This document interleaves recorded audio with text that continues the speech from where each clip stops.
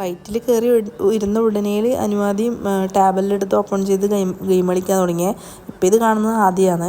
അനു പുറകിലിരിക്കുന്നൊരു കുഞ്ഞോട് എന്തോ കുപ്രായം കളിക്കുന്നത് കേട്ടോ. ഇവർക്ക് കുഞ്ഞുങ്ങളെ വലിയ കാര്യമാണ്. അതായത് അവരെ മാക്സിമം എൻ്റർടൈൻ ചെയ്യാൻ വേണ്ടിയിട്ട് അനുവാദം ട്രൈ ചെയ്യലുണ്ട്. അതുകൊണ്ട് തന്നെ അനുവിൻ്റെ അടുത്ത് ഇരിക്കുന്ന കുഞ്ഞുങ്ങളൊന്നും അധികം കരഞ്ഞിട്ടേ ഉണ്ടായില്ല കേട്ടോ. എന്തെങ്കിലും കെണിയൊപ്പിച്ചുകൊണ്ട് നിൽക്കുന്നുണ്ടായിന്.